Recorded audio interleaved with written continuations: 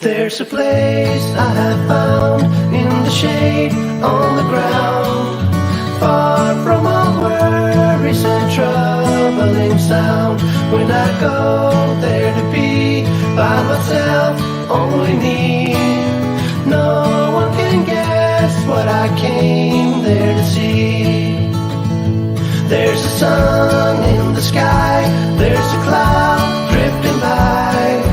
All kinds of birds make you wish you could fly. And in the distance I see someone waving at me. I hope that it's you, but who else could it be?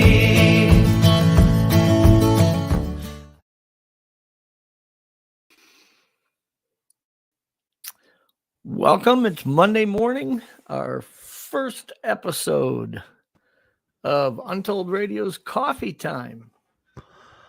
Hello, Jeff. Good Doug morning. Hajicek, the head of Untold Radio. How are you, Doug? Good. I worked till 5 this morning, and then I was up 8 o'clock talking to my sons. We were having a meeting, and then you called, and I answered your call, and you're like, "Hey, we're going on the." I totally forgot. So everything in this show is kerfuffled. Yeah, well, we didn't get any invites out. We didn't. So yeah. So anyhow, I've got. Yeah, we're gonna obviously get this a little more fine tuned. Yeah. Anyhow, I've got some things I want to talk about, mainly in the case of what in the world is going on with this UFO balloon, God knows what madness. I mean, you got to remember, we have now shot down 4 objects that they're calling objects. Yeah. And you got to remember, there's never been one object ever shot down over the U.S. in U.S. history. And we're an old nation. So what in the world is going on? This has been within a week, and it needs to be discussed. Perhaps we can kind of sort it out a bit for people. I've got a whole bunch of theories that I want to throw out there. They're all theories because I'm in the dark like everybody, maybe even our president's in the dark. We don't really know. I don't think a good chance. Yeah, no, there is. I don't think our reps know. I don't think the senators know. They're asking questions. They're not getting answers. I don't think there's 2 types of people right now that are kind of out there and dealing with this. One, there's some people that don't even know about the first incident. Yeah. I've literally talked to numerous people. They're like, what? UFOs, balloons, shooting things? I haven't heard any of this because it's Super Bowl weekend. People work all day. They come home, they go to bed. A lot of people don't read the news. So I've made a couple of notes. Let me get my notes open here if I can. The timing of it all was really peculiar too. I mean, when the first one came along and floated all the way across the country from the west to the east, it was happening that day or two right before the State of the Union address. And so right. That happened on the State of the Union. Yeah, so it's like, don't pay attention to this. Let's talk about this thing that's floating across the country from China, and we don't know what it has in it, Exactly. So, okay, so let's kind of recap what happened. So it was the, actually, I sent you a map that's got the dates on it, all the dates. But it was about 5 days ago. An object was noticed by people, not by the government. But from what I understand, by people on TikTok, Instagram, they were posting this weird object because they were zooming in on it and it showed a payload and people were going, what in the world is this? Well, eventually the government had to respond. And their response was to ignore it. So they ignored this thing. People tracked it through Montana, across part of Canada into Montana, through other states, and eventually it made the South Carolina coast, and that's where they shot it down. And of course, it looked like it covered a lot of ground. I mean, it crossed, I think it was a total of 16 states or 17 and that states. doesn't make any sense anyhow. Even that didn't make sense. No. But here's the weird deal. So when they shoot it down, Jeff, it actually did blow up kind of like a balloon. It looked like it degassed. It looked like there was material trailing behind it, and it came down. Okay. So I'm thinking, oh, okay, it definitely is a spy balloon, and that's scary to me because that spy balloon was said to be 3 buses big, able to carry a payload of 10,000 pounds. Well, we all can imagine that could be an EMP bomb, a nuclear device, amazing spying capabilities, or it could be nothing. It could be a weather balloon, right? Sure. It could be a sophisticated weather balloon. So where it gets weird, suddenly another object is seen over Alaska. And at this point, you would think they would be on high alert, not let it, they would shoot it right at the shores of Alaska. Yeah. Nope. It comes over all Alaska, goes in apparently into Canada. And this is on what day? Second object. Does it even say? I don't know. I'm just going to recall it the way I remember it. Goes through Alaska. And in the interior of Alaska, they shoot it down. And then the governor goes on the air and describes it as a cylindrical thing, which doesn't match the description of the first one. Because we're all figuring, well, it's going to match this. It's going to be another one of the same one. Yeah. And she kept calling it as spherical, and then the next one cylindrical. Cylindrical. So. And then the governor herself used words like unidentified flying object, and words like entities. And it was like, I'm watching this live going, what? I'm so confused. Then a third object comes across Alaska. Now, you got to remember, Alaska, Jeff, you know this well. You're a military guy. That's our first line of defense. Absolutely. That's it right there. I mean, it's really baffling. And I think one of the things that you've alluded to is, how are these, rather than waiting for them to cross a landmass and shoot it down after it has, how are we not shooting them down 10 miles before they come? Yeah, or 20 ashore, or whatever, over the ocean. Yeah. So, okay, so this thing, obviously, it's described as size of a car, a small car. And she's saying everything but what we want to hear. Like, are we safe? Is this a bomb? Is it a weather balloon? Is it, what is it? Once again, we don't know what's going on. Then they shut the airspace down over Montana. And all of a sudden, I'm thinking, gee, didn't we have the airspace shut down 2 Wednesdays ago over the whole U.S.? Didn't they shut the airspace down in Miami recently? And I'm like, I'm putting the dots together going, oh, they did it all throughout Canada. The day after we shut our airspace down for the whole country, which is weird, and no one even knew about it, then they shut the entire airspace down in Canada. Now, this is quite, this hadn't happened since 9/11. And I'm like, there's something going on here. What?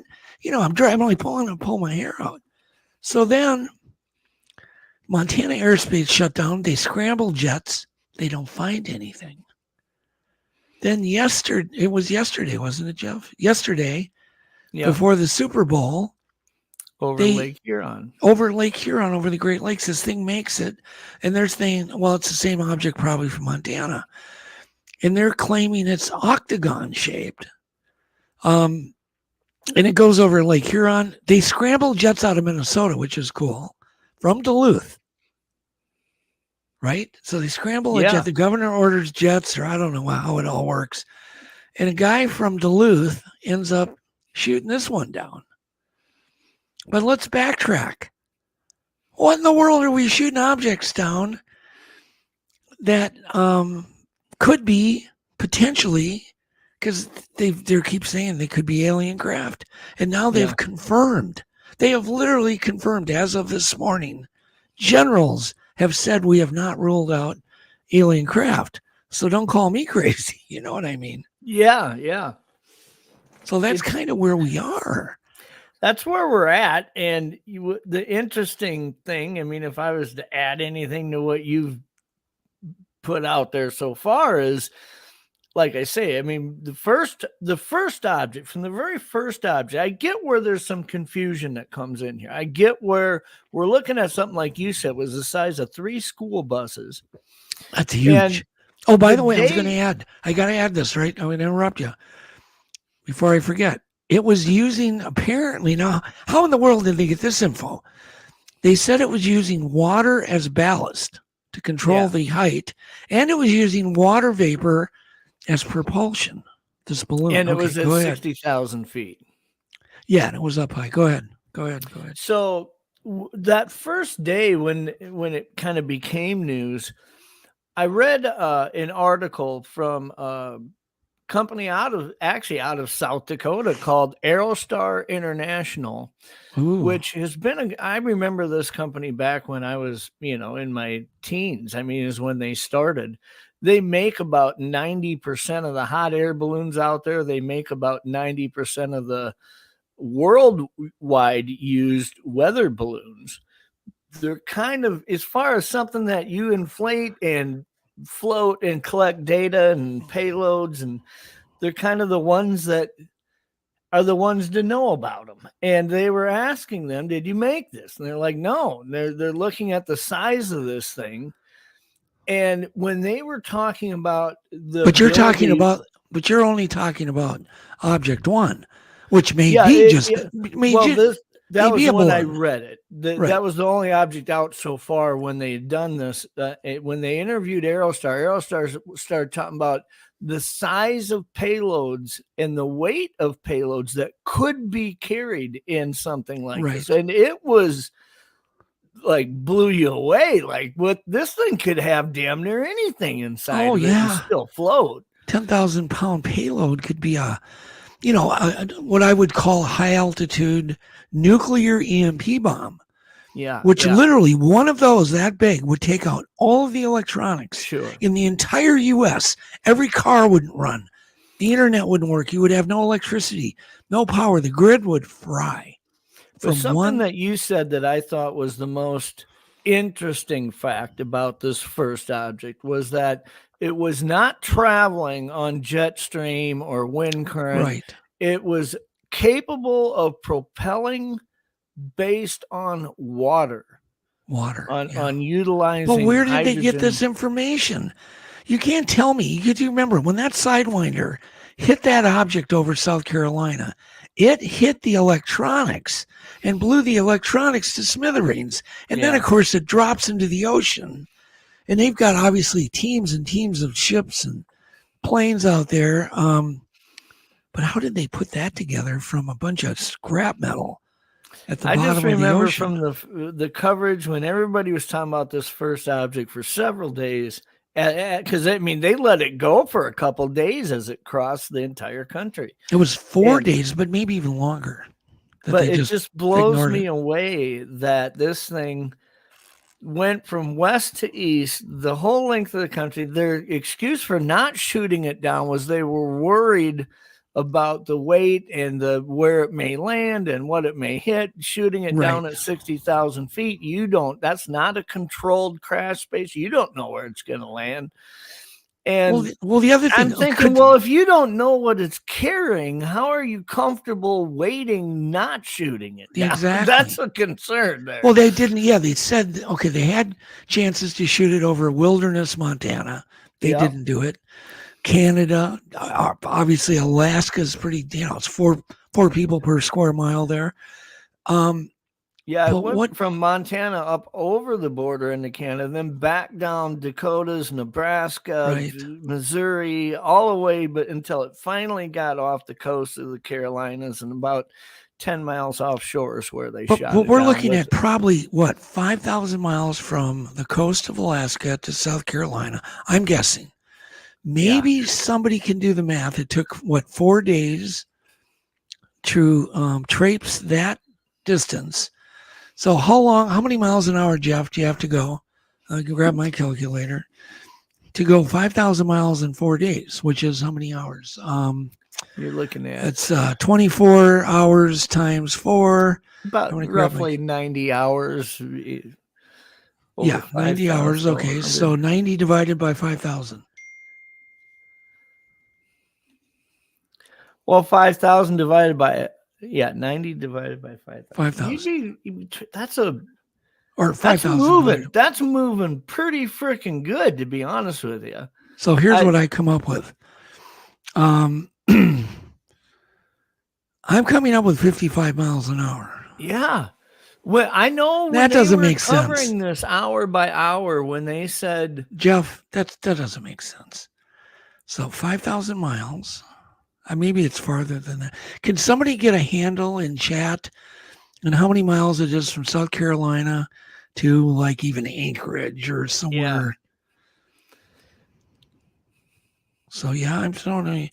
Okay, so that doesn't seem unreasonable for a drift. No, but I do remember when they'd talk about it at night, and then in the morning when you would look at where it currently was, right? It was like, dang, that thing went a long ways in 12 hours. I mean, I know, because people talk about driving to Alaska. They talk about, yep, I need a month, and they're leaving from Minnesota and they got to have a month to get up the Alaskan highway into Alaska. And I'm like, what?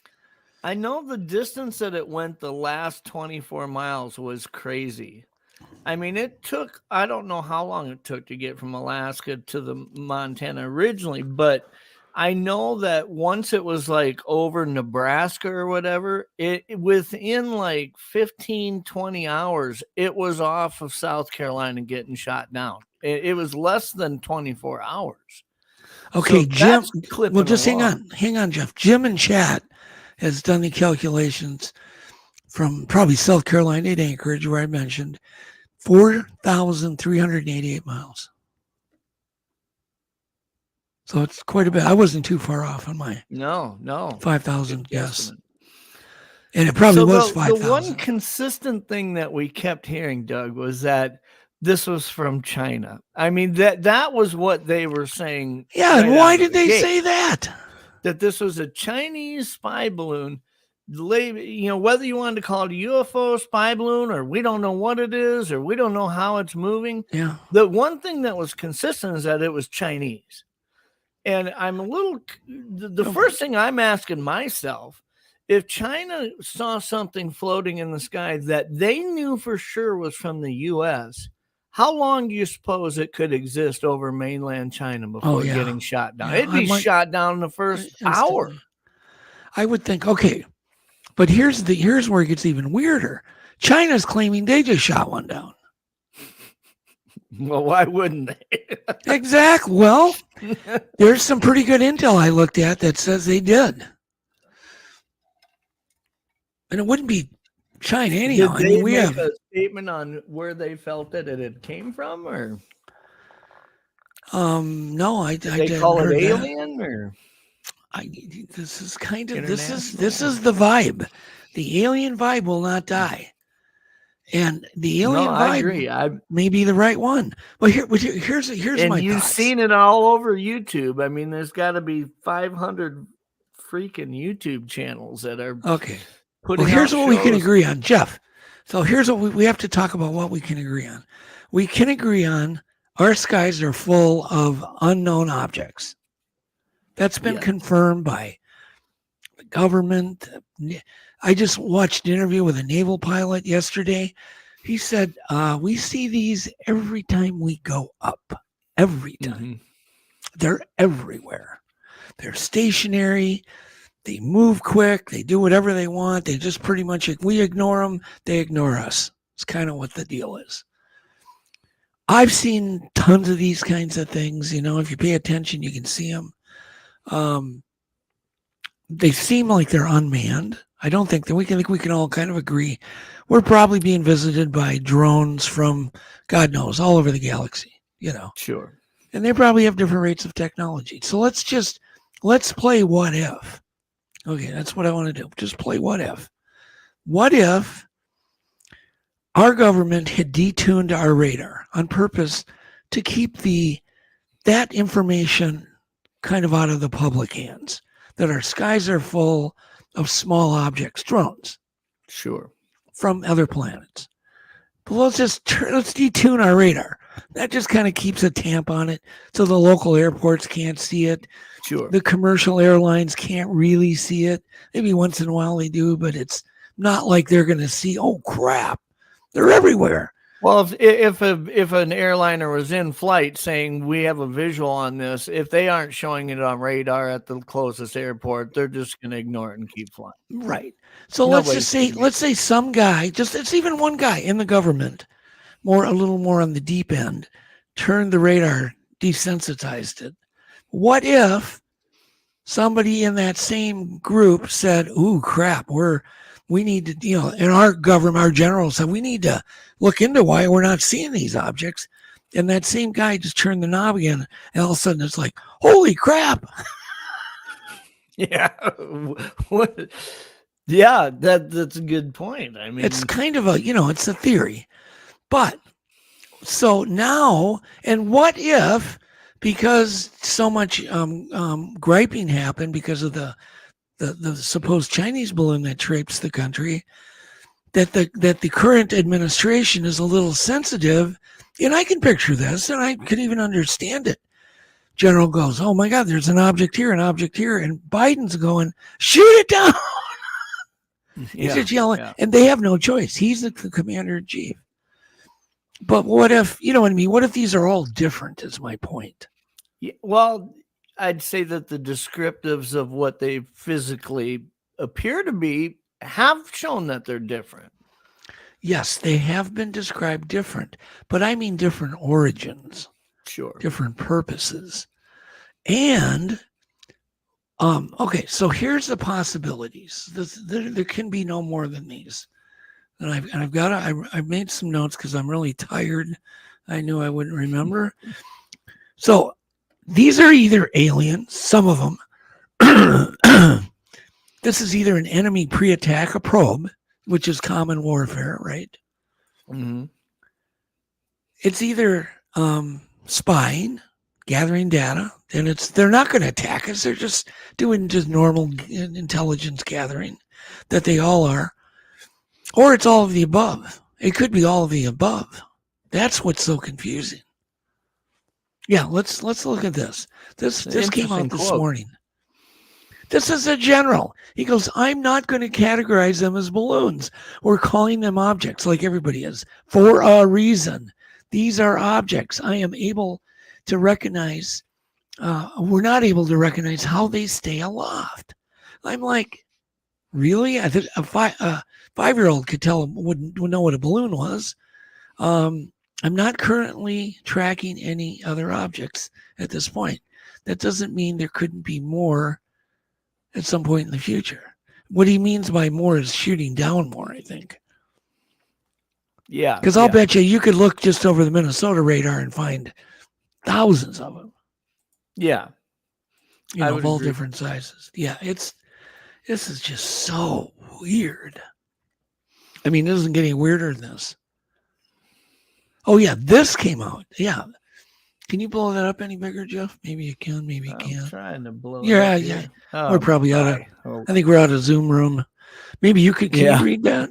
Why don't you just hold read on it? here? I'll try to pull it up. It says, ruling out aliens? ? Senior U.S. generals say not ruling out anything yet. The U.S. Air Force general overseeing North American airspace said on Sunday, after a series of shoot-downs of unidentified objects, that he would not rule out aliens or any other explanation yet, deferring to U.S. intelligence reports. Asked whether he had ruled out an extraterrestrial origin to 3 airborne objects shot down, he refused to do so. And that's interesting. Okay. Somebody had mentioned, let me take a look here in chat. Somebody said, yeah, could this be a fake invasion? Yes, that's a very much a possibility. But here's the deal. The genie is kind of out of the bag. One, you've got Congress freaking out. There's fear. They're afraid. We're afraid. The population that's in the know is afraid. I mean, I didn't go to bed last night feeling all that, like, are we safe? You almost felt like I should set my alarm every 3 hours and get up and look at what's going on online just Jeff. to make sure, right? Exactly. Do you Because feel I was a little comfortable uneasy. just waiting 12 hours at a time to rebrief yourself? So it could be all of the. That's what's the weirdest part is this could be all of the above. Yeah. But okay, so how are they going to get this genie back in the bottle? They're not going to be able to. Is my prediction. No. And I think one of the things you mentioned that is noteworthy is that they may not all be of the same origin. Because if you were to entertain the idea that we are being watched by extraterrestrials and that they do monitor what we are up to, just from they could be wildlife cams, Jeff, and they see a legitimate balloon sent by China, a spy balloon float over, and we send F-22 Raptors out to shoot it down. Yep. They may find that intriguing and say, let's go down there and take a closer look. And now all of a sudden we have multiple reports of things moving around. Sure, that's another possibility. But literally, you got to go off what the naval pilots are saying. They're saying they see these every day, literally every day. It's just they ignore them. They don't even care anymore. They're seeing these unknown objects. So then why the big deal now? Well, the big deal now is because we had a legitimate big, probably earthbound object made that could destroy the U.S. That's why they're paying attention.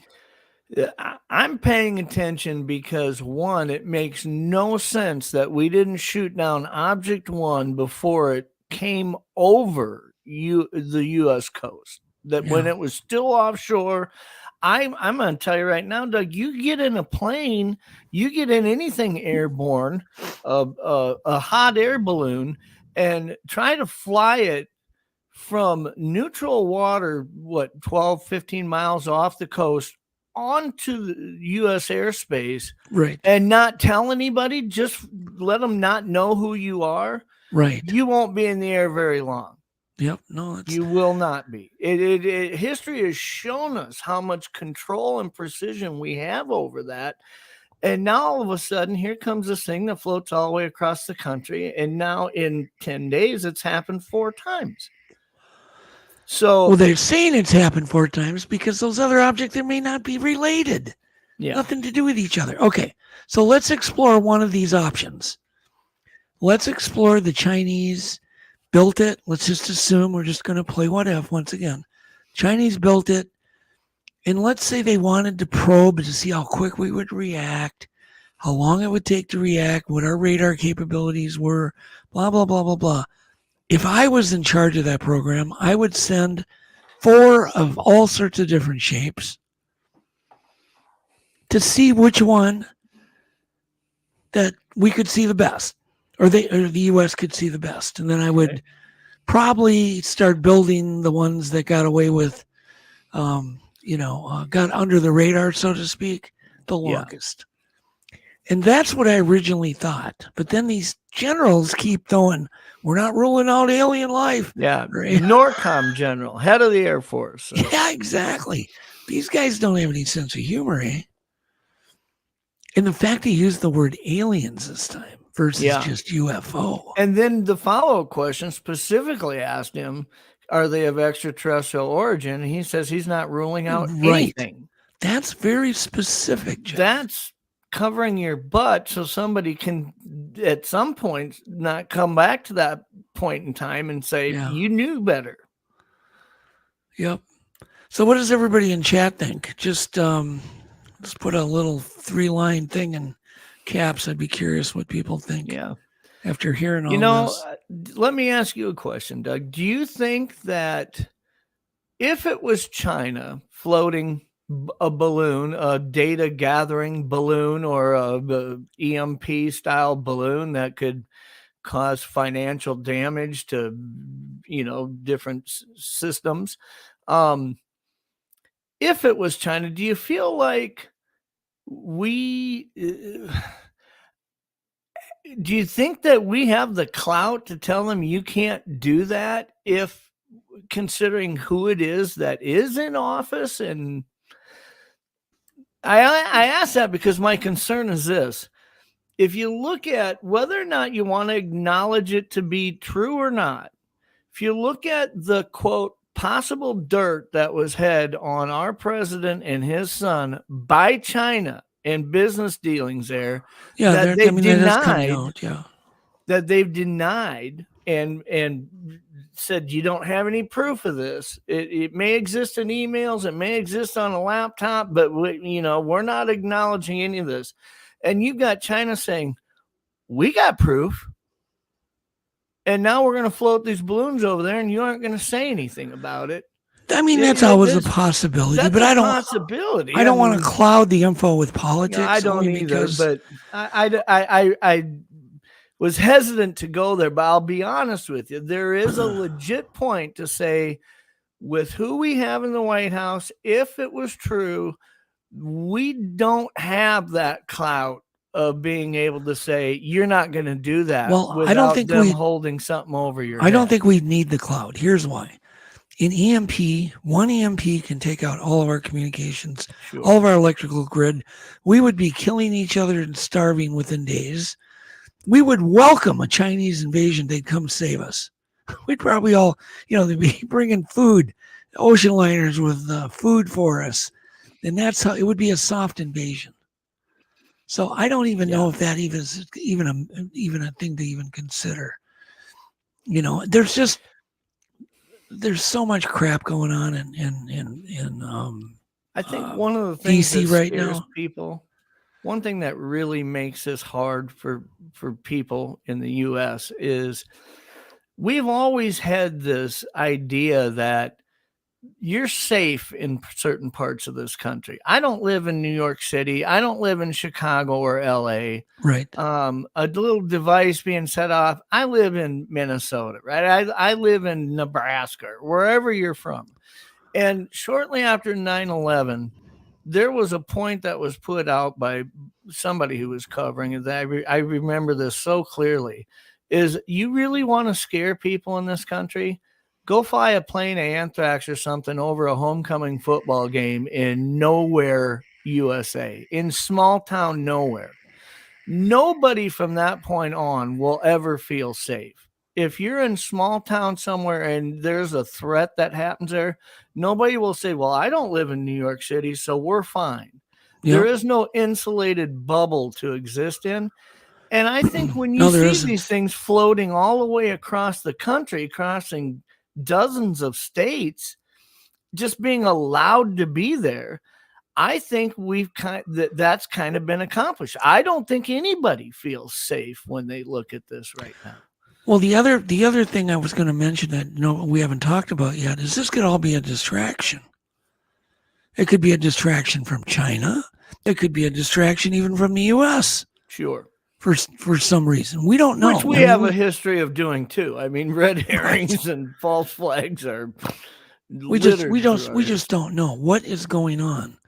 We do know there's something very unsettling going on, no matter what it is. All we need to do at this point is, keep our ears to the ground, and keep taking in this new information, which I think is going to be really thin. Don't you agree, Jeff? It's going to be thin. I think that this is probably the epitome of an example of you will only know what somebody wants you to know. When you have the head general of the Air Force, head of NORCOM saying, I'm not ruling out extraterrestrials, well, I would say don't be prepared to find out any solid details on any very quick pace here. No, but weren't you shocked by that photo I sent you of that article, that what that general said? Yeah. Where he used the word, we're not ruling out aliens. I would think that if this situation was happening 10 years ago, Doug, the first thing they'd say is this is not alien. They would try to give you a definite explanation that's digestible to calm everybody down. They haven't done anything like that this time. Yeah, I do wonder if me and Blaine my son were talking about it, and he said, I wonder if full disclosure is going to happen in the next 2 weeks because they're not going to have any choice. Well, eventually somebody's going to find these things. Yeah. The one that is, and then that's the other thing is, I didn't mention this earlier, but after the first one had been shot down, that company that I had mentioned, Aerostar International, was saying, we've got 2 weather balloons being launched tomorrow, one out of Flandreau, South Dakota, and one out of somewhere in North Dakota. And they were getting ready to launch those. So just scheduled weather balloons to fly. And I'm thinking, how are they allowing you to This do is not a good time to do that. Yeah. Why would they allow anybody to put up weather balloons? Oh my God. They'd have 1,000 people calling in an hour saying there's a balloon floating over. So if you want to register a weather balloon, or you want to launch one, you have to register it with the government and blah, blah, blah, blah, blah. But God, this would not be the time to start throwing balloons up. I would say right now, I'd be afraid to go out and fly your own drone and put anything in the air right now. I mean, exactly. I don't think I would either. Oh my God, we are living in strange, strange times. There is no doubt about that. So apparently 2 F-15s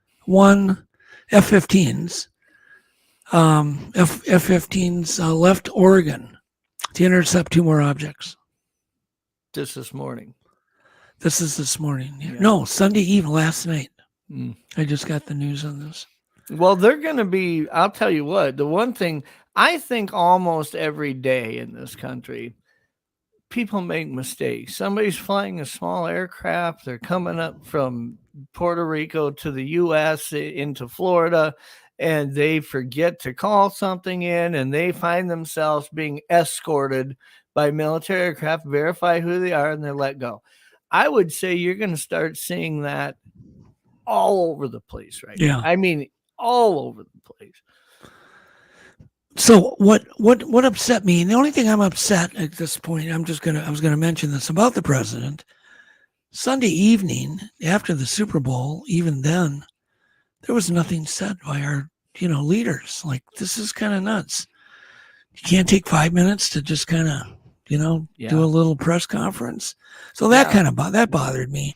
Because everybody on a world stage watching. Yeah, exactly. What a perfect time to do a press conference. But with all or break into the Super Bowl during halftime. I could give you an example of about 15 commercials last night that totally wasted their money if it was millions of dollars. They could have just ran a 60-second spot from our government saying, no need to worry. Here's why it's important. With all the technology that China, Iran, North Korea, Russia, I mean, there's some scary, this is scary.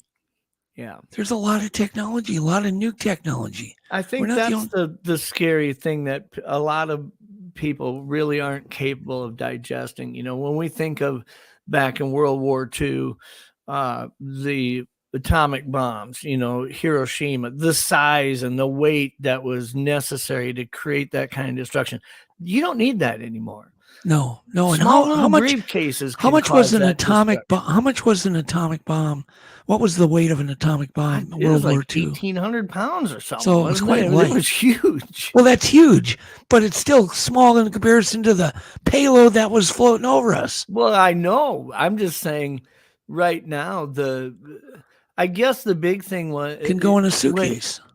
What you could fit in a suitcase not only could be a biological threat, it could simply be an EMP threat, which if you look at today's quote terrorism, I mean, the threats that are out there is really crippling a company or a country financially, crippling the banking systems, crippling communication systems. That is very, very dangerous if you want to do long-term damage to any country. Oh man! So there was an object. Also, I did get a tweet that yesterday, right over Minneapolis, there was an object seen. Now, was that a legitimate weather balloon? The point is this going to be the Chicken Little syndrome now? Yeah. Everybody's going to see stuff. Legitimate balloons are going to be suddenly UFOs. UFOs are going to be suddenly weather balloons. Weather balloons are going to be I looked at as spy balloons. It's like, oh my God, it's going to be a free for all. Well, and the standing system that operated the way that it did forever, people, thousands of people across this country that work at these airports, that watch these radar systems, that are the first ones to identify when they see something. Yeah. And then if it's intriguing enough, maybe the government gets involved to oversee some of that. Is this system still going to run the way that it has been? It can't. Everything has to change as of, like today. Everything's going to change. I like Uncle Bones' comment. We can't ruin Rihanna's tribute at halftime, which I did not watch, and I heard it was horrible. I'll tell you, if I was to give accolades, I would say the was it Stapleton doing the national anthem? That was amazing. That was good. Okay. Following that up, going into the coin toss, the coverage of the Pat Tillman Foundation and talking about the sacrifice that he made after 9/11, joining the military, leaving a professional football career, what his foundation has accomplished. And then they had 4 people who graduated from that foundation there to actually flip the coin.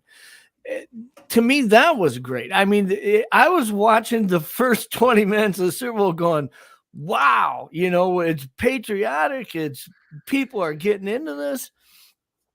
But that didn't seem to last very long. And what the halftime show with Rihanna, what blew me away is she'd be singing into a mic and she'd put the mic down in the back and you can still hear her voice singing. I mean, that happened like 30 times throughout the show. You could tell she so there was some bad anything. She wasn't singing anything. It was lip syncing going on. Nice. And she appeared to be pregnant. Everybody said, she had this it hefty looked like bag. a 1980s snowmobile suit that was red, and it was unzipped in front to about the waist, the belt lines. And the way that she was moving and the way that it looked, it kind of appeared like she was pregnant. But you want to know what I did during the Super Bowl? I went and had a beautiful steak dinner all by myself in Yvette. We had the whole restaurant to ourselves. Wow. It was beautiful. It's always the greatest time to go out driving. The roads are empty. The restaurants are empty. Yep. Unless it's a bar. Stay away from the bars if you don't want crowds. Oh my God. And I figured, well, if it's some great game, I can always watch it. I don't need to see it live. Live is overrated. It actually was a pretty good game. I heard, yeah. It wasn't a blowout. Nail biter. Boring. I fired up the smoker and made a couple racks of baby back ribs yesterday and homemade mac and cheese and had it all ready. And I ate something. I ate a plate right when the game started. And by halftime, I was ready for a nap, to be honest with you. As good as the game was, I really didn't have a dog in the hunt. So right. Yeah. Well, that's the thing, if it's the Vikings or that kind of thing, you're going to watch. But yeah, I feel so disconnected to those teams. Yeah. Totally disconnected. So what else you want to jot about here, Jeff? Well, we can my coffee is still warm. The network. Where's your coffee, dude? Where's your coffee? I'm drinking iced coffee today, but I've got my coffee. This is what living on the edge looks like. Not allowed on coffee time. What, iced coffee? Yeah, it's not allowed.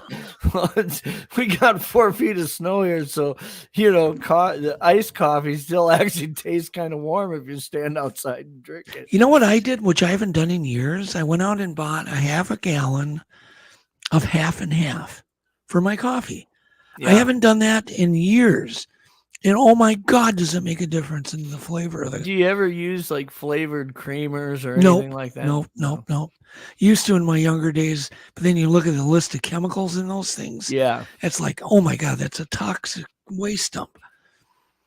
But half and half is pretty pure. That was actually organic. Half and half. But after I had COVID the last time, it made coffee taste horrible. But with this half and half, it's kind of bringing back the old delicious sweet flavor. And I don't put sugar in or anything. It's nice, just that creamy taste of it being in your coffee without all the the artificial stuff, I know what you're talking about. When you haven't had it for a while and then you're like, oh, I'll put some cream in my coffee. It's pretty good. Yeah. No.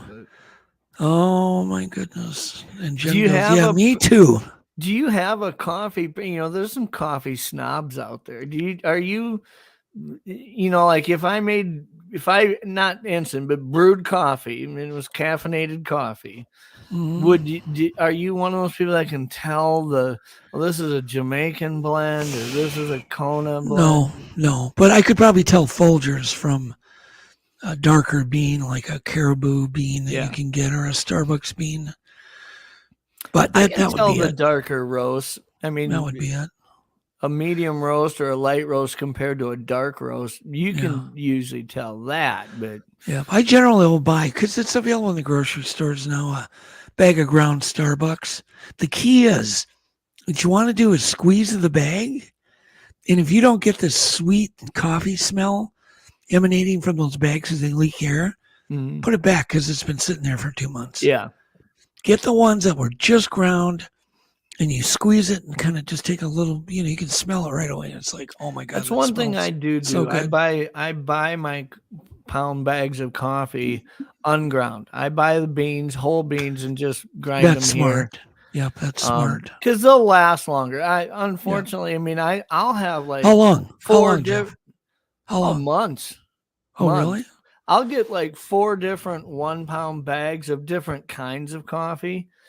But if they were all ground, I'd only buy 1 pound at a time, just because that's how fast I think it kind of dries out and loses its flavor, Yeah. Well, Jim from the Sasquatch Outpost said French press, and I used to have one of those. And I remember, oh my God, it was good. I got to get one. I got to get one of those, Jim. I take a French press camping. Speaking of Jim, we need to plug the new podcast, which will not be full of gerfuckles. It's going to launch next week. I think he's going to have Scott Carpenter. No, it won't launch. Jim, when is your show launching? I don't remember. Give me a date to put it in chat. Anyhow, it's either next week or the week after. He's got Scott Carpenter from Tennessee coming on, a Bigfoot researcher. And his show should be really cool. It's from a more of a cowboy, more of a Patterson Gimlin perspective. Jim's a real. And I believe, if I'm correct, I don't know Jim personally, but from what I've read, he actually uses horses and whatnot. Oh, yeah. Moving around out. No, he's a true outfitter, horseman. A natural approach. He even puts on a Wild West show. Wow. They shoot each other and all that stuff. So no, Jim is the real deal. He's also a very dedicated researcher. Yeah, French press. I used to have one that was, what do they call it? Carbolite or whatever, that can't break. It's clear, looks like plastic. But I'd take one of those camping and make coffee in that, just because it makes it pretty quick, and it is full of flavor when you press that coffee out of through the filter. It's well, I'll tell you how I was raised with coffee, and I drank coffee when I was a kid. My dad would just take a pot. He'd grab a handful of grounds and throw it in there and boil it, and just pour it. He didn't give a damn. He didn't strain it. So every time you had coffee, but it was the best. You strain it with your teeth. Yeah, you would get coffee grounds in your mouth. But oh my God, it tasted and smelled so good. And I don't know, it's, I guess, similar to a French press. Cowboy coffee, he called it. Yeah. Anyhow, can you put up his note about when the show is starting? Next Tuesday, 6 p.m. Mountain. Throw that up for Jim. It's Jim Meyer. Jim Myers. Myers. Where's that at? In the comments? Or? Yeah, it's right there. Right towards the bottom. Here we go. There you go. Next Tuesday at 6 p.m. Mountain. Yep. So Jim also runs the Sasquatch Outpost, which is a true museum in Bailey, Colorado. How he fits this in, I have no idea, because he's out in the woods a ton. But him and his wife run it. and he's about to expand. So, anyhow, if you get to Bailey, you definitely want to go there. That sounds like an interesting place. Yeah. See, Jim, I'll come out and join you on one of your Bigfoot expeditions if you do like a blueberry cobbler and make cowboy coffee. I'll definitely be there. So I had wrote down some notes about the network last week. Last week on Monday night, I had Zach Melmquist and Jeremy Olson on from the Itasca County Bigfoot Research here in northern Minnesota. It was an interesting show. It was. I watched it. Yeah. It was a great example of a show where, and I know that this has happened to you hundreds of times, that you get a guest on and you're talking and kind of comparing thoughts on a subject, and you realize I don't really see it the way that they do. When we start talking about, well, how big could one of these get? And their opinion of that was really quite different than mine. Well, but I certainly didn't throw that out. I mean, I thought it went really cool, and they have some pretty cool stuff that they've been doing. And I look forward to having them back at some point later in the summer once they get out again. Yeah. So your show is growing. Who do you have coming up this week? Do you know? So tonight we're going to. Oh yeah, tonight. Tonight we've got Monday. Randy Bauer. Oh no! I told you. I said you couldn't scoop me on Randy. What? I don't know. You told me. Oh, that's right. I told John you could. Badger on. Oh yeah, then you go and get Randy. You scoop me. No, listen. I talked to John, and John said I want to come on, but I'm too busy right now. He's too you busy need coaching. to get my partner Randy Bauer on, and I said, my God. Okay. And I you asked scoop Randy, me. You scoop and Randy me. said I'll be on.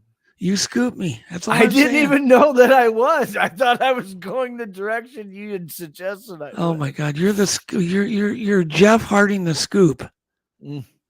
Well, if I don't get any heads up on who you guys have. I know. Lately, I've been kind of doing more of a regional thing, getting Wisconsin, northern Minnesota researchers on. And not that I'm trying to exclude anybody. It's just I think there's an awful lot of researchers out there in Oklahoma, Florida, Texas that are being featured on shows.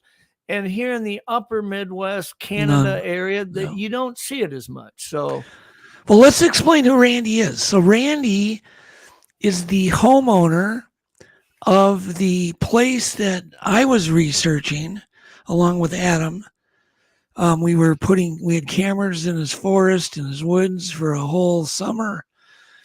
But then we ended up publishing the book from Mike Quast about the place. Yeah. So my company published the Randy Bauer book, and it's called Sasquatch Central.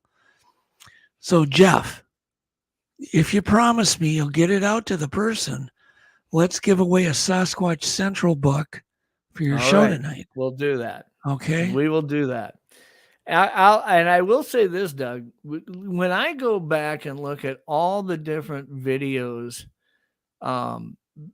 as far as properties and people going to properties that are interesting, that they seem to be getting multiple visits at, the shows that were done about Randy's property and you guys putting the live cams out there and the peanut butter jar lids, he was buying. This is just one example of the things. He was buying jars of peanut butter that some of them had a yellow lid, some of them had red lids, some of them had blue lids, depending on if it was creamy, crunchy, or honey or whatever. Right. And he had been leaving these out there over the course of the year. And not only were the lids getting taken off of them and them they looked like they were ran through a dishwasher clean.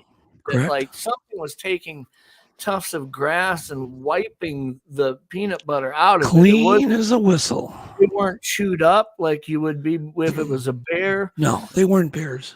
And the caps from these over time were just kind of getting piled. And then all of a sudden, because he wasn't picking them up, he was leaving them there.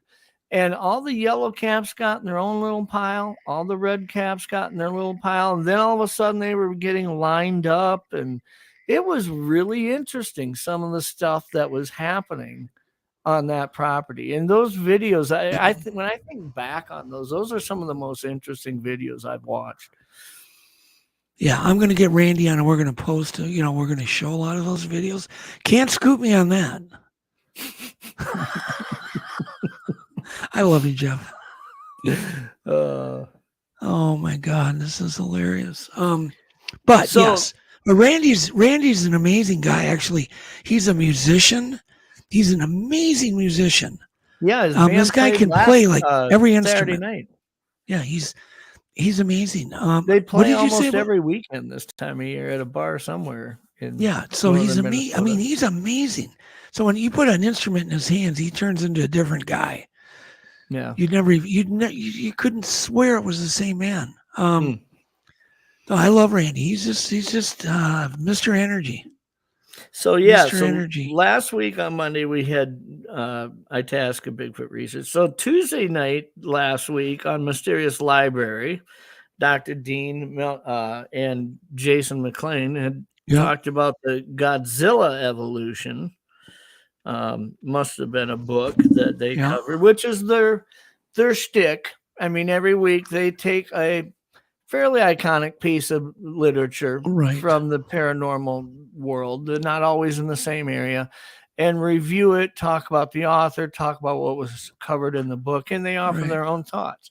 But if you're looking for a more sophisticated type show, any of the shows with Dr. Dean Bertram are sophisticated. He's he's a down-to-earth guy, but man, he's smart. So is Jason. Yeah. If I had Dr. Dean's accent, I think my IQ would probably go up 15, 20 points. Oh, it definitely would. Definitely would.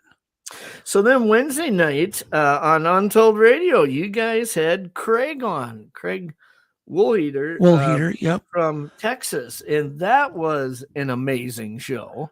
And this week we have a man from Alaska, a homeowner from Alaska, who battled to build a cabin because he had so much unknown activity that even workers were quitting. So we have him on Wednesday, Scott M. I'm not going to give his last name, Scott M. He's an amazing guy. Guy knows his outdoors. Let's put it that way. He's a hunter. He's a fisherman. Was he recently featured in a documentary release? I'm not saying anything. Okay. I'm not going to say anything. I won't either then. Yeah.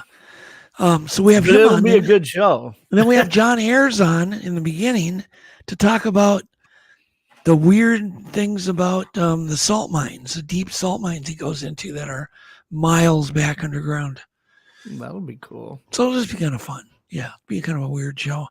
You hear a lot of talk about that. People drawing those kind of those hypotheses that they exist in caves, cave systems, things like that. You have people that regularly explore these areas and don't seem to come up with a ton of evidence. But when you start looking at the expansive areas of the salt mines, I mean, that'd be intriguing to check out, wouldn't it? Absolutely. What was I was going to mention? March 1st. I have to mention a very weird show we're doing on Untold Radio on March 1st. The reason it's weird, we're going to have like 10 people on that were all involved in gathering some sounds I guarantee most people have never heard. These are the most incredible Bigfoot recordings I've ever heard. Wow. And there were 10 people involved. And we're going to have all 10 of them on, and they're all going to... From different areas? I mean, no, this was all in the same area. No, all in the same area. Wow. In Washington State. So it's going to be it's going to be our spring special show. It's going to go 3 hours. When's that going to be? March 1st, Wednesday, March 1st at 7 p.m. Central. Well, we'll be blowing that up with some promo videos, I'm sure, won't we? It's kind of a celebratory show, I guess, of spring. And God, I cannot wait for spring. I'm going crazy. I was just going to say, though, March 1st, we aren't really at spring. There's a lot of places in this country that March 1st, they're at spring. We typically aren't here. We still have ice houses on the lake till March 15th. So. Oh, I know. Yeah, same here. But, things are dripping every day. Snow's retreating. The sun is getting strong. Like my driveway is already getting cleaned off from the sun. The angle of the sun has changed a lot. We have big southern exposure windows in our living room area, and this the last week or so, when the sun shines in those windows, you can lay on the floor on the carpet in that sunshine, and your body will get warm like you're at the beach. Yeah. Isn't it true, though? The sun actually gets quite strong in the wintertime, towards the end of winter, but it takes so long for the earth to start warming up. It doesn't. Yeah. And those beginning southern angles, the problem is it does get warm. It's only that sweet spot of when it really is throughout the day. Right now, we're starting to see the days get longer, and so those sweet spots are getting wider, hours throughout an afternoon rather than just one hour. But yeah. I'm surprised we have as many people in chat, since both of us, and we both take credit, we totally got this show just caught us both off guard. Listen, we'll keep fine tuning this. It'll get better as we go. I know. So, I just feel bad. So another thing last week, Down South Anomalies had they were covering some of the breaking news of the UFO shot. Yeah, they were. They jumped right in there. They were doing that on Friday night. I think they came on Saturday night, talked about it. So Jake is he's plugged into that. That's kind of his. Did you watch that show? Jay Katz was actually, or Jamie. This guy's got more AKAs than a lot of people, but he was actually featured in his show on their Australian news. He's one of the experts, a go-to expert on UFOs, and he put a clip of him actually discussing this whole phenomena on the news.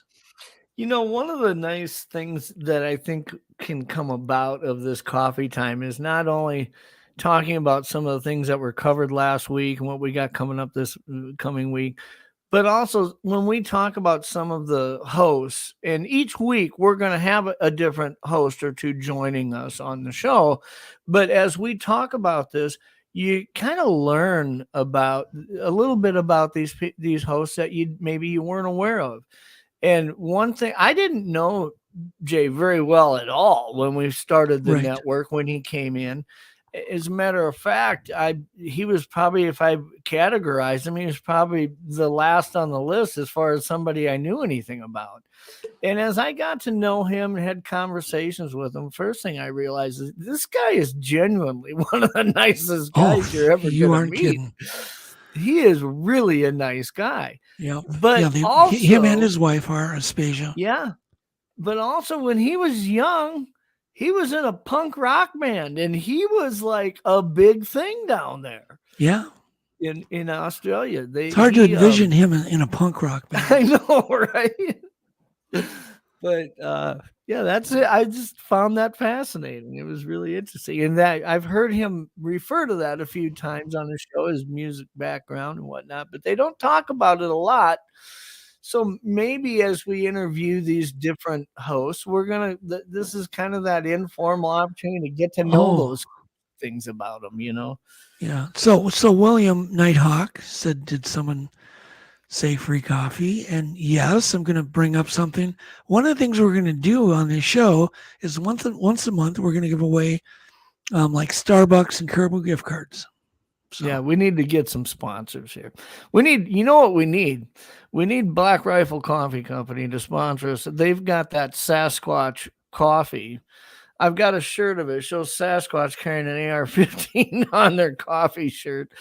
But I went and bought a couple bags of that, and I got to tell you, I love that coffee. It's a dark blend, full flavor.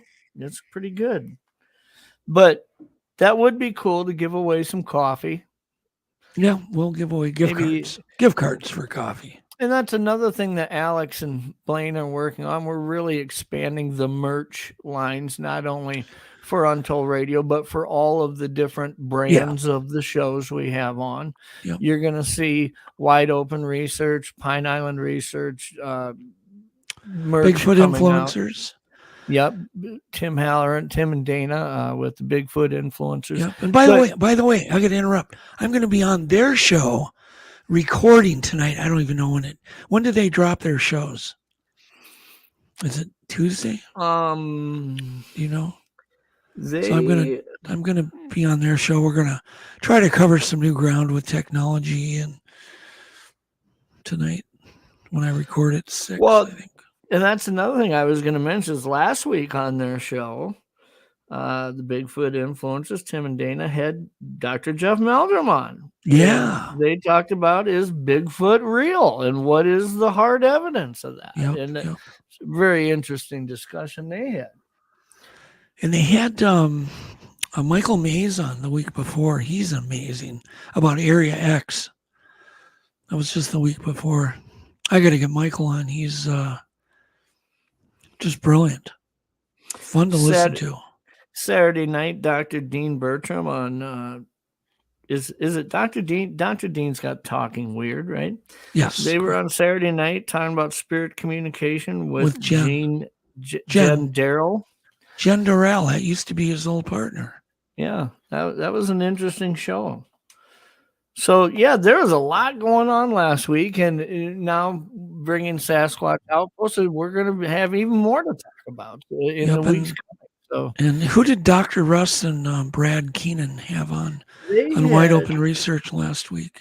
They talked about Bigfoot, UFOs, and Flat Earth on Thursday night, and I don't recall who their guest was, but they went in and talked about the UFO thing because last week on Thursday night was kind of the heart of all of this stuff going on. Good timing. So I think to some extent they were kind of following the conversation of culture and what everybody had on their mind at that point. But so you had mentioned merch, and I was going to explain a little bit more what that involved. Every single podcast will have a merch store below the podcast live. So if you have a favorite show and you want to support us and pick up a coffee mug or a t-shirt or a hoodie or a backpack or something, everybody will have their own merch below their show. So and I love that. There's a lot of shows out there that charge X amount of dollars a month to see them on wherever, to see certain content come out early and whatnot. One of the things that we had in mind launching the network was go cancel your DirecTV and Tubi, because we're going to have you covered eventually 7 nights a week with something interesting to talk about. And we didn't come out here flying PayPal links saying, send us your money and all this. When we did this, I think merch lines are a great opportunity for people to support us, but they get something for that, Yeah, who doesn't like cool swag? Absolutely. And we'll be probably giving away some of that swag from week to week on different shows, promoting each other's shows. So if you're hear this today, tomorrow, whenever, please subscribe. We need a lot more subscribers, obviously, in order to, pay for our time even a little bit, even to break even. This is really done out of the goodness of everybody's heart. A lot of folks here on that are watching us on YouTube also, and I've talked about this a couple of times on my show. I was so blown away after our first quarter when we were comparing the people that view the shows on YouTube versus the number of podcast listens we get across all the different podcast platforms. It's like 10 times the audience at least. Absolutely. Yeah. You'll see a video. I'll put a video up. We've got about 2,200 subscribers here on YouTube, and I'll put a video up that may have 600, maybe 700 views after a few weeks. But if you were to look up the analytics of that same show's audio on the podcast platforms, they total about 8,000 listens. I mean, it's like you said, it's 10 to 1 almost. So crazy. Yeah, and a lot of people, there's a lot of people on YouTube that don't even really have never downloaded a podcast or listened. But here's how you do it. For anybody that hasn't tried it, you go to like iHeartRadio or Apple or Google, You can even go to Amazon, just Amazon, and type in Untold Radio Network. Pick out your shows, click it, and do this on your phone. Then when you get in your car, just make sure you have your Bluetooth enabled, and it'll play on your radio. So you can listen to shows on your way to work, on your way home, or at the office while you're working. Well, that's one of the things that I had to adjust to from when I was doing the show on my own channel to now here on Untold was you've got about an hour of work when you're done doing a show, getting the video uploaded, getting the audio uploaded to all the different podcast platforms, getting everything distributed.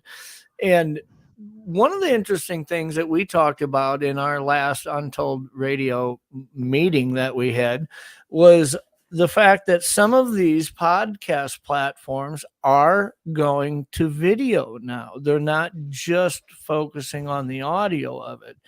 You're starting to see some of these platforms where if you can still listen to just the audio in your car, but if you're sitting at work, you might watch exactly what folks are watching here on YouTube right now. You're not just listening to the audio on podcasts. You could actually see the video. You know what's cool, though, about podcasts, Jeff? If you're traveling like cross country, the cell phone reception generally is enough because it takes so little bandwidth to keep a podcast going. You will never lose that podcast. So you can throw in an episode of Untold, just Untold Radio AM, of course. Just throw it on there, or hit the playlist, and you can listen nonstop all the way as you drive across country and catch up on every episode, and it will never break up. It's very cool. Appreciate that, Pete. No, big time, Pete. Compliment. Thank you. We're we try. We definitely try. We're definitely taking it very serious. And William's commenting, he's no longer on YouTube, just Facebook, Instagram, Twitter, Twitch, and Rumble. That's what's great about where we are at with this network right now is the amount of places in which you can find whatever you want. We are exploring being on Rumble. So we're exploring that right now. But I think we're live on Instagram, Facebook, YouTube. I think there's Hangar One we're live on. I think Twitter. There's some other formats. Yep. So, it kind of goes out all sorts of places. Yeah. And, some of these shows, that's probably one other thing we can comment on is some of the shows that we do on the network are live. Mine's live on Monday night. Yours is live on Wednesday night. Some of them have put out content that's pre-recorded and then it premieres. But we're starting to see more and more shows either switching over or adapting to doing this live stuff. And the one thing that I love about it is what we're seeing in chat right now. It is such an interactive experience for somebody who wants to follow Untold Radio Network and all the different you can ask questions, interact with the guests, interact with us, whatever. We keep our eye on chat. Say, Jeff, so this is real-time crap going down. My coffee's cold. I'm going to go heat it up. Take it away. Oh, I thought you were going to give us an update on another balloon spotted or UFO or something. I'll be right back, and I will check the news while my coffee's heating up. So check, hold on. Make sure we're not missing anything here. But I think that's just one of the coolest things about the network is the rate of growth that we have experienced. I mean, I realize we've only got 2,200, 2,300 subs here on YouTube right now, but we're coming up on 6 months that we've been here as a network. And the amount of reach that we have had through these podcast platforms is just crazy how far reaching that is. It's interesting to see. It's interesting to see those analytics and statistics, but I'm excited to see where it goes. And you guys are a big part of that. One of the biggest things you can do for us here at the network is simply tell other people about it. When if you were to visit Doug's page on Facebook, easy to find Doug Hajicek. He doesn't hide on Facebook.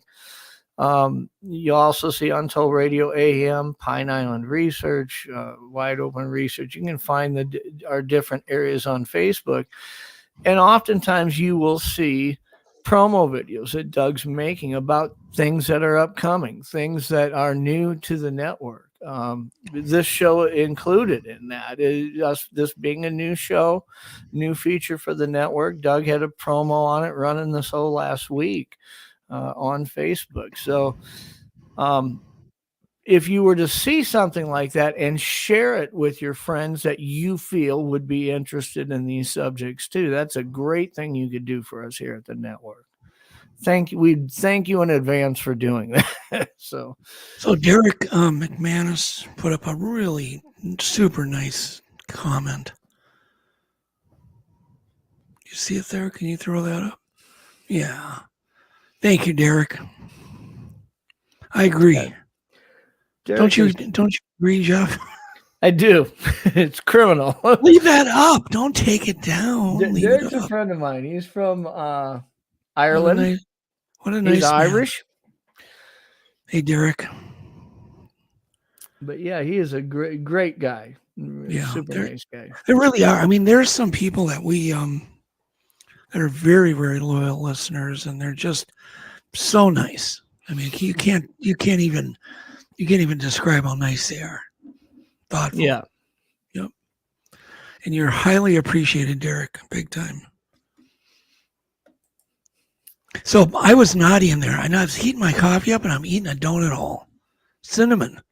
Yeah. You know, one of those ones with probably 9,000 million toxic ingredients. Yeah. And 10,000 calories. Oh my God. And I eat it and I'm just like, it's really good when you're eating it.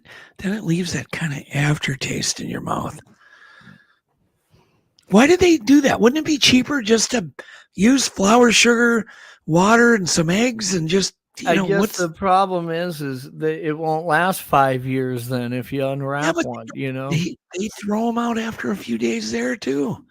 So they don't even, it's like, why do you need a McDonald's hamburger to last 5 years? Yeah, I don't know. They're frozen patties. They cook them and people eat them right away. Why do you need preservatives in there? Yeah, if you find a half of one underneath the seat of your car a year later, they don't even stink. I mean, including stink. Like hot dog buns. You can buy a pack of hot dog buns, throw them in your cupboard, take them out 2 years later. They look exactly like they were. But the thing is, why? Why do we need to add all these dumb ingredients? Those preservatives, it is crazy. Okay, I gotta tell you a story. So I love this purple Powerade, right? Mm-hmm. Yeah, that's been your trademark for a while. It's my trademark. I love it. But there's an ingredient here that really irks me. It's called EDTA. It's a preservative, but it's highly toxic. Destroys your kidneys. I can go on and on. But listen to this. It says EDTA is added to preserve the color. Preserve the color. Who in the hell cares?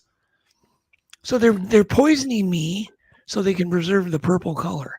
Makes no sense. Well, if the purple was 5% more purple, would you notice even? I mean, no, I don't know that you'd notice. It's so faded. It's barely there.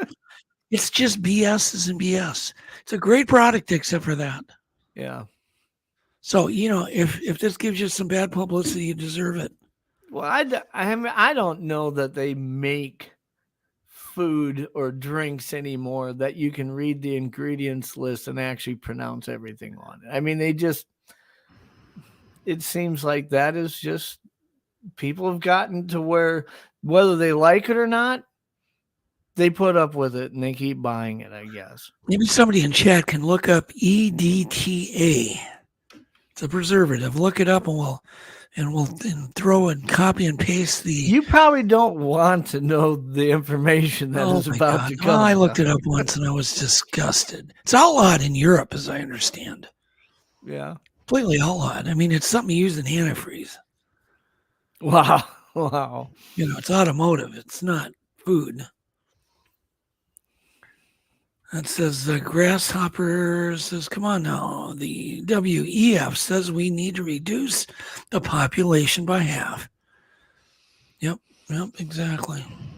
Enjoy the privilege. You're just contributing to their desires by drinking the EDTA, apparently. Mm-hmm.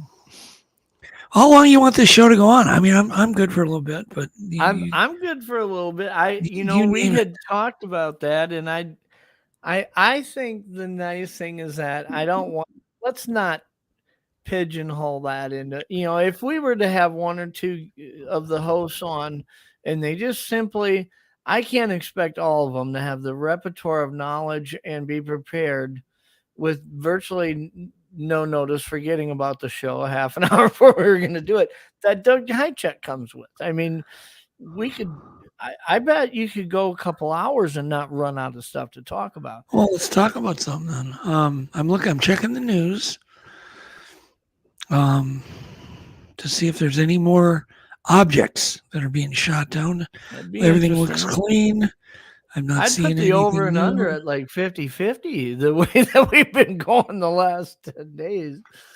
So no new UFOs are shot down. It says NATO Secretary General incidents with balloons over U.S.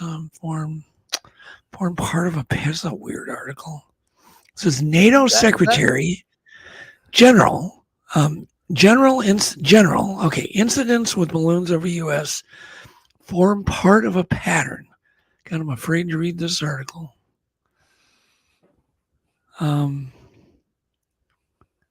Says apparently we have the Chinese or the balloon highlights our need to be vigilant. Oh, you really? Really? Well, that's amazing. What's our military budget? It's like, it's $500 billion a year. Yeah. It'd be nice to actually do something with that money. It would be. I mean, if you look at, that's another thing that I've thought was kind of interesting was the object that was shot down off of South Carolina, the object that was shot down just into Canada, and you start looking at, they were using F-22 Raptors to shoot all of these down. I thought that was kind of interesting that I can see where in South Carolina you have F-22 Raptors available. I don't know if there must be a base that they fly the F-22 off of out of Alaska. I'm not sure what that is. I don't know. If there isn't and they flew them up from the West Coast, that's interesting because I would think there's other jets capable of shooting down a balloon, or if that's all it was, right? Yeah. So you could have done it with a slingshot. Well, that's what I'm saying. I was kind of intrigued by the fact that we're using one of the most advanced fighter jets that we have to shoot down something that didn't seem to be firing back. And not that I'm not saying it shouldn't have been shot down. I'm just saying you could have shot down with an F-16 and F-18. If it would have been me over the wilderness, I would have had them instructed them to shoot the actual balloon part. So it just descended down. Sure. Completely intact. Maybe even shoot it up over the wilderness. Something not very destructive rather than a Sidewinder missile. Shoot it with something that might simply 50 cause caliber. It to deflate a little and lose altitude. In a wilderness or lose area. Water. I think you could learn a lot more if it would have been totally intact. Okay, let's talk about EMP bombs because a lot of people don't know anything about EMP bombs. Interesting. So what they do, basically you take an explosive device. It does not have to be nuclear. You wrap copper wire around it many, many, many, many, many times. So when that explodes, there's now an electrical charge traveling through the copper wire, and that creates a pulse, a big electrical pulse. And that pulse can overheat generators. Or the actual, not generators, what am I thinking about? The transformers in the U.S., and so it'll knock them out. But if we wanted to, you can take and upgrade our current transformers to prevent an EMP strike. So they've literally been talking about it for years, upgrading, the actual, I don't know why I keep thinking, forgetting that name. Transformers. So we could at least bulletproof our grid. So it would only take maybe 2 EMP bombs to completely wipe everything out. Think about it. No cell phone, no electricity, no power. The cars would not work. You'd have no transportation. What would this country look like instantly? What happened instantly? That's a scary thought. You wouldn't be able to buy food anywhere. Well, we got a little bit of a snapshot when it came to automotive production when the computer chips were simply not available, right? And we had tens of thousands of brand new vehicles that sat a year or more in holding areas at these manufacturers in the United States. Right. They weren't available. People wanted to buy a car. They couldn't buy a car. And it actually became financially detrimental to some of the car manufacturers out there. Now, that was just because those chips weren't available. What happens when every one of those chips in an existing car in the country explodes? Doesn't burns work. out. Yep, instantly. Everyone burns out in every device. And your car will not run. For instance, okay, so I want to talk a little bit more about this. I actually have a building that is a Faraday cage. A Faraday cage is when, like an airplane is a good Faraday cage. It gets hit by lightning, the electricity stays on the outside. If you own a steel building that's all steel without windows, like I do, it becomes a Faraday. I cannot make a cell phone call out of that building. I can't do anything. So I actually have a place that naturally is EMP proof. I believe it is. I mean, if you got a Morton building that doesn't have windows, that's exactly what you got. And I have cars in there that don't have computer chips. So I can take my TR3 and I can I've got a crank for the damn thing. I can stick a crank in the front, I swear to God, and just crank it over like a cartoon car. And I've got transportation that'll do 110 miles an hour. And it looks cool. I've got other old things. I've also, one thing people might want to look at, and I'm not joking here, build yourself a motorized bike. Go get one of these 49cc engines you can get off eBay. Yeah. Guess what? They're made in China. But they're $100. You can get a whole kit. You can take a bicycle, probably in your garage. You don't even have to look good. Put one of these engines on it. Their instructions are on YouTube. And you now have something that will get 150 miles to the gallon, will never be affected by any EMP, right? You use one of those fat tire bikes. It's relatively long lasting. You could put it on that. You could put it on anything. And I've built literally hundreds of these things. Mm-hmm. But they're great to have a few laying around in your garage because that someday may be your only way to get around if we ever get hit with an EMP bomb. Blaine's even got a couple of them, just literally for safety. And those are things you should be thinking about. What? Somebody's asking, have you read 1 Second After? It must be a book. No, I haven't. I should, but I haven't. I bet that sounds like that must. But that's about, I believe, an EMP attack. Yep. And William mentions Faraday bags.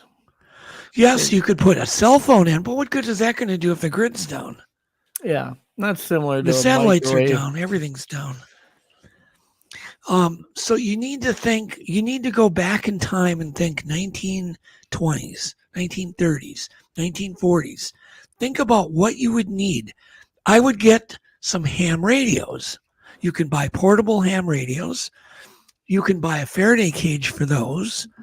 You can get, what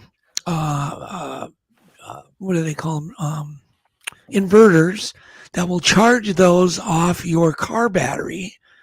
And now you give one to your family, your closest family member household. Let's say your daughter lives away, and you put them on, you set them on a frequency so they're on the same frequency. So ham communications are unlikely to go down in an EMP attack. Yeah. ham radio communications. They are there for that very thing, for an EMP attack. Ham radios. I mean, that's one of the, for emergencies. So get yourself some ham radios, and you can also just listen to the frequencies on ham radios to get information. Go ahead and buy a Faraday cage or a Faraday bag for those ham radios. Mm-hmm. Get yourself a primitive old car. I'm serious. Cars without chips in them. You could probably pick one up dirt cheap that runs. You know, if you've got a farm or something, you should have an old car on hand. Yep. Get a motorized bike. You get 150 miles to the gallon. You can at least get around. You're not going to be completely panicked. Assuming we can be outside at that point, but yeah. Well, the reason they would use an EMP bomb, because it would leave everything intact. Yeah, nothing would get hurt. Yeah, everybody visually, I don't think walking down Main Street things are going to look different. You're not going to have people on their hands and knees puking in the gutter.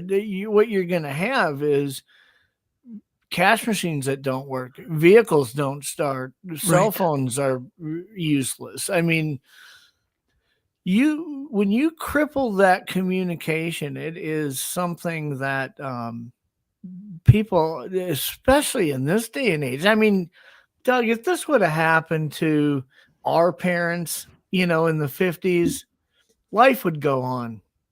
It really would. An EMP wouldn't really have the vehicles back then wouldn't have been that affected by it. Well, here's the thing. Well, see, no, hold on. Grasshopper brought up a point, and he's right on a more of a direct hit. He's right. Even an old car would fry. But I can rebuild that damn old car. I can get that old car going again. It doesn't have a computer chip. It's got a carburetor. Sure. It's got cylinders. Anybody with any knowledge would be protected.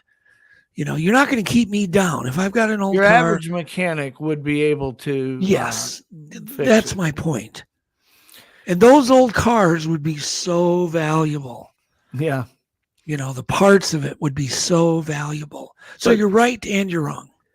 What I was leading up to is the fact that the culture we live in now versus what our parents did. I mean, if you go drive to the grocery store and forget your cell phone at home, people feel naked and they feel lost. I mean, one of the things that at risk of, sounding, I'm unashamed, I should say unapologetically, I'm a bit of a prepper when it comes to that. I have a network of friends who are hunting guides and people who kind of have the same social values and political views as I do. They not only look at guns and ammo and stuff they collect, it is about communication. It is about these handheld ham radios and the ways to protect the ability to communicate with. I have, just so you know, I have personally 10 ham radios, as do my friends and family. So we already have a network of ham radios set up. Yeah. Grasshopper mentioned, where would you get the gas? There will be literally thousands and jillions of cars in the country and the city with just gas sitting in the tanks. It'll be everywhere. I just want to have enough gas to get the hell out. Well, be able to go in somewhere. Most cases, you're talking about if you have set up communication, if you do have a plan B, a place to be, where you're not alone, so that the mobs that are out there scouring resources because they weren't prepared or they weren't ready for that. If you've got a place that has food storage, the ability to communicate, what I call the future currency, bourbon, bullets, and Band-Aids, right? I mean, if you've got antibiotics and things that people are not going to be able to go to a store and purchase. Your debit card doesn't work. The cash register at the store doesn't work. Nobody's going to have this stuff for sale. Put it this way. The people that have prepped a bit are going to at least not be in panic mode. And if you have loved ones, take a little time to think this through. I really do think, they always say we're 90 seconds from midnight right now with a major disaster or a major catastrophe like this. And I tend to believe it. This week should really emphasize and wake people up. Something's going on. We've got. You'd like to think that the danger is there just because the technology is there. It's not, doesn't necessarily have to be nefariously directed by a one country at another country as a weaponized way to hurt somebody. Just the fact that technology is there, a mishap could happen. You could experience an EMP in an area, things like that. But now we're starting to see it weaponized and used as a threat in a threatening way. And I don't know how it doesn't make sense not to be prepared at least a minimum level. We're not talking about being comfortable after it. We're just talking about being able to communicate and just some of the necessary things that you would want to be able to do. Yeah, I can endure a lot. Part of it, Jeff, is just to say to your loved ones, I tried. That's what I was going to get to. But if your kids grown up, they don't live with you, right? My kids are teenagers. One's soon going to be going to college. They're not always going to be to where I can yell downstairs, you guys okay? So I can endure a lot. I can endure a lot of loss. But that basic need to communicate with your family and say, are you okay right now? Or are you able to do this? Or can you get to here? Yeah. I not even be able to ask them that question. To me, that would be the worst case scenario for. Yep.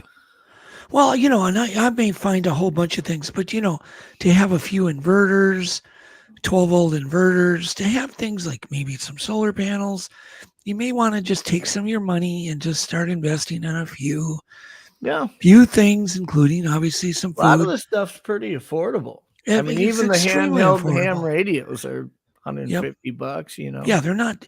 They have these small. Of course, I love it. This stuff's all made in China. They have these small little handheld ham radios that you can get. And, is it going to hurt anything? Are they going to work? Maybe they won't. The point is, at least I'm going to have peace of mind going down with the ship knowing I tried. I wasn't asleep. Once again, Grasshopper, you mentioned we should have Randall Carlson. I love that guy, and I'm definitely going to get him on. Yep. Actually, I talked to Alex about that. He's amazing.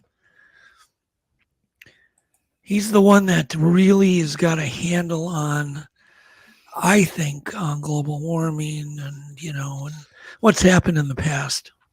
Well, to a small extent, you have experienced something that I thought was really interesting. And that was at one point in your home or around your home, you and Yvonne were out on the pontoon Yvette. No, that's were out on the pontoon one day.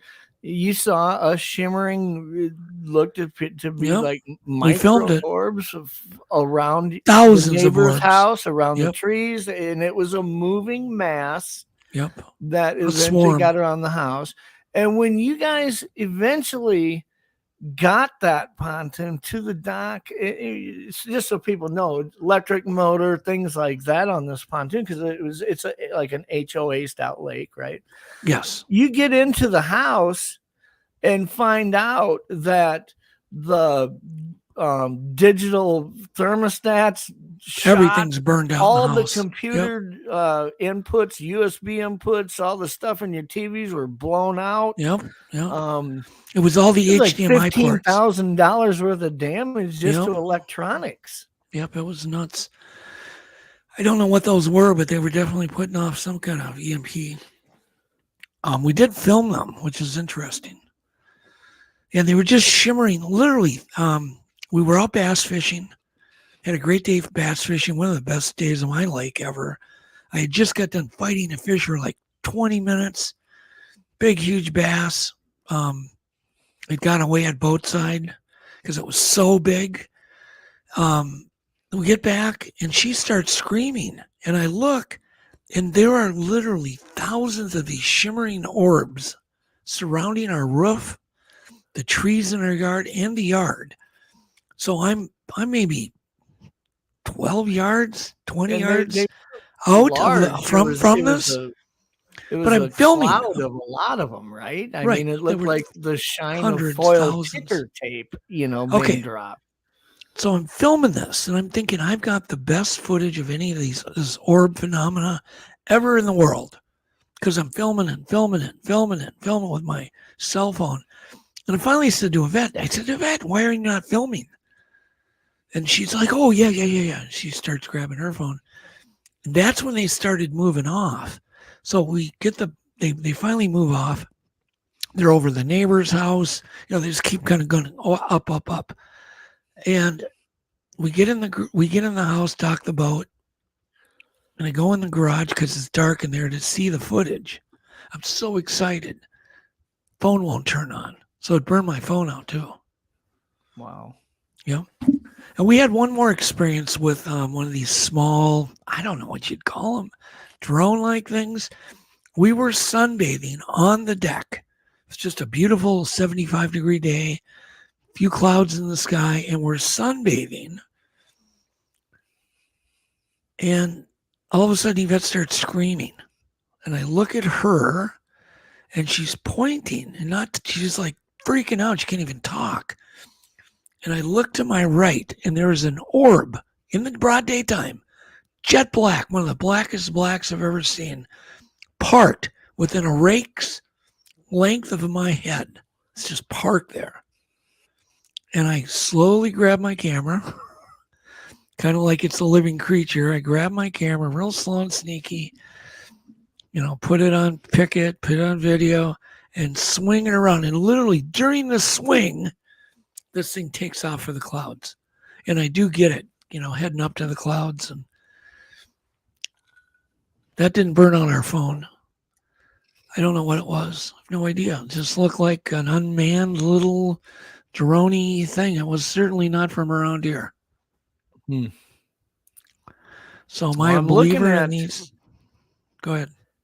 I was just going to say, I was looking at the news headlines here. One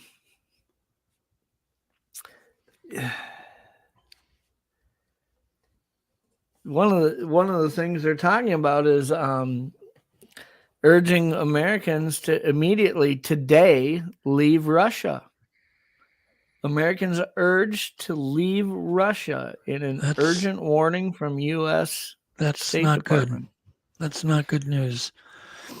They always talk about China, but we're literally in a proxy war with Russia right now. Yeah. With what's going on in the Ukraine, and from whether or not you believe what you're being reported, which by default, I think we try to, right? What's been reported lately in the last couple of days with the Ukraine is that we are helping them tremendously in trying to avoid some of these Russian attacks and giving them some intelligence and this and that. But now all of a sudden, the State Department's telling Americans leave Russia immediately in an urgent warning today. Oh boy, I'll sleep good tonight. Yeah, so now we've got now we got World War potential UFOs and Russia and China and aliens. Yep. Oh, this is quite a day, Jeff. One of the big stories is Chris Stapleton's Super Bowl national anthem last night, though. I'll tell you, I don't know if you noticed, but I found it really interesting. When he was towards the end of playing that, they showed Philadelphia's head coach, and he was literally in tears. Literally in tears. Boy. I mean, just from that rendition of the national anthem. Oh, the national anthem. It was quite interesting. Another thing I thought was really interesting was if you watched Chris Stapleton sing this, he kind of draws it out and takes his time. And yet, regardless of that, the moment he says that last word, I think it was two jets flew over the open top of that stadium. And the timing to do that is it because literally they're only over the stadium for 1 second, right? When they come over, and I'm always blown away by that. They're coming inbound And they get that timed every time to where the national anthem, last word sung, and whew, those jets come over. It's crazy the timing that they are able to operate on. Speaking of family members, I'm getting a call from my youngest family member. We should talk about, you are new to the status of grandpahood. Yeah, sort of. Yeah, sort of. So my daughter had the most gorgeous little girl this last week. It's been like 7 days now. And no, it hasn't been. I can't think how many days it's been. Yeah, it's about that. Anyhow, so she was in 32 hours of labor and then gave birth to this gorgeous little girl who was born by a midwife underwater, came out and literally started looking around, was cooing and singing, and gave my daughter a dirty look. This kid's amazing. This kid's been lifting its head, looks around, smiles already, responds. It's pretty cool. She's just beautiful. Her name is Esme Grace. She's just a doll. Am I allowed to share the video you showed me? Absolutely. Grandchild? Sure. I think people would love to see this. Let me pull it up. I told Dakota's Bo, I said, Bo, so you got two princesses to take care of. He's like, he is such a great man. He is just, there she is. She's got the hiccups here. She's like a day old here. Oh, she's adorable. Oh, she's a little cutie. She's just so serious. She looks right through you. She does. She's pretty intense with that look, isn't she? And Grandma went over to see her. She said, "Oh my God, that kid's intense." Like, yeah. Said she's smart. And I'm like, yep. She's analyzing everybody. She's got my number. She's got Grandpa's number already. So anyhow, it's just it really makes life worth living. It's cool. Yeah, it really does. Well, I don't know. I think we've covered just about every damn topic under the sun I think so. It's been a fun first episode of Coffee Time. Well, you've set the bar high, so we're going to be getting Brian King Sharp and Dr. Dean Bertram, and everybody will be rotating through. So each week there'll be one or two joining us throughout the time. You know, Tim and Dana will come on. Jake and what's his wife's name? Jay. Aspasia. Aspasia. I always forget that. Well, it's a name. It's not a common name, eh? No, that's what I'm saying. That's what makes it harder to remember. Is I tell myself it's not a common name, then mind goes blank. So yeah, it took a while for it to stick into my brain. But yeah, no, it was fun, and I'm obviously unsettled as I leave this first Coffee Time by the news that's going on. It's a little unsettling if you want to put any thought into it. It's unsettling. If you want to ignore it, that's fine too. Yeah, I think it's what we've seen over the last 10 days is hard to ignore, and I think it's going to only get harder to ignore. I mean, I'm not sure if we're only going to hear about shot down objects. Is that the only time we're going to get to hear about it? Or are we going to get to hear about any time they pursued an object or that they weren't familiar with what it was? Or it just makes you wonder how transparent is this process going to be? I don't know. I just, once again, I'll just say it again. I think it's going to be tough to get the genie back in the bottle. Yeah. Between the press, the actual, all of our reps, and the population, I think, and the fear, you combine that with fear that many of us in the know have now, that have families and kids and grandkids, it's a little scarier. Well, history has told us and shown us that it's not hard to put out, extinguish a concern when it comes from the lips of a source with the Pentagon or whatever. When you start talking about the head general of the U.S. Air Force, head of NORCOM, saying something like he said, you don't put that back in a box. And these are people that we have never heard from ever in the history of this country. Yep. So I find it, the whole thing is just unsettling. It almost has a flavor of, a movie. First of all, understanding how, being a part of the military like I was, I understand that, as a squad leader, my platoon leader, my company leader, on up, the battalion leader, that they're not always on the same page politically. They don't share the same views. I think overwhelmingly the majority of the country understands their oath and the Constitution, what their job is. But I think they're capable of defying orders that do not protect the constitutional rights of U.S. citizens. But it makes you wonder when you hear a general come out and say what he said, what motivated him to do so? Could it have been somebody said, don't comment on that? And he said, you're not going to tell me not to comment on that. And came out and commented on it. It makes you wonder. So Mark, I'm not sure how to pronounce your name, Coughlin or Coolin. He said, Doug, do you feel that UFOs and Bigfoot are connected in some way? I have no idea. Bottom line, could be. Who knows? Yeah. Don't know. Maybe we'll find out this week, Mark. Yeah. If they shoot down a balloon and there's a Bigfoot in the middle of one. Yeah, maybe this is the week we all find out. Yeah, right. I've often addressed that same question. And, the one thing about my approach, my research, and the way that I typically will address guests and whatnot on my show is that I look at Bigfoot as a flesh and blood entity that may or may not have supernatural capability, but until my research shows me that, until I have data that shows a portal, there's no sense jumping to conclusions, but keep an open mind always. Yeah, on everything.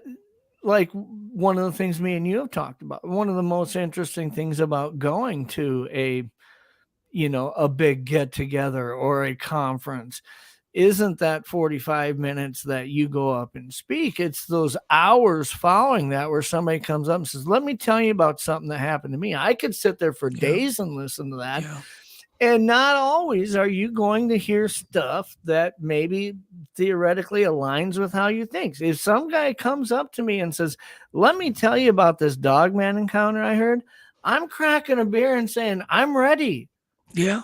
I mean, just because I don't personally see that flesh and blood slot and how that fits, I want to hear your story.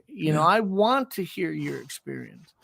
So, well, I just feel that if you're not hungry and curious about the world, we live in this amazing world. I mean, from the animals to the people to the sky to everything, the oceans. Yeah.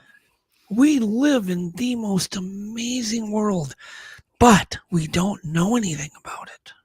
Yeah, and the parameters that were drawn around that area in which you could be intrigued or let your mind wander 50 years ago, 70 years ago versus where we're at now.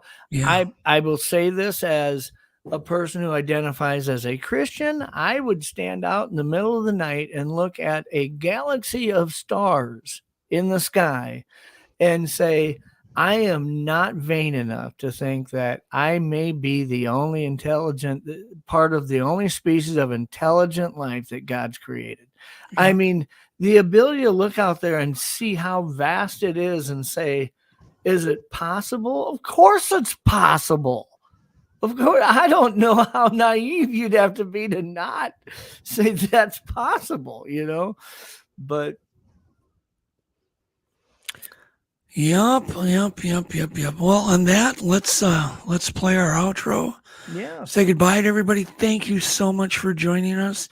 Sorry we didn't get invites out and so on tonight or this morning. But next time I think we'll do that. The ship's going to get tighter and tighter. It'll get tight. Yeah. But the show is always going to be very informal. So. that's kind of the was kind of the way we brainstormed this. Is just that laid back, informal approach on what we've done over the last week on the network, what we've done, what we've got coming up the following week, and what's there to talk about right now. We're starting out at a very interesting time with the first episode because there's an awful lot to talk about. Craziness, just nuts. So anyhow, stay safe, everybody. We love you all, and talk later, Jeff. Yep. Thanks, Doug. Yep. Bye.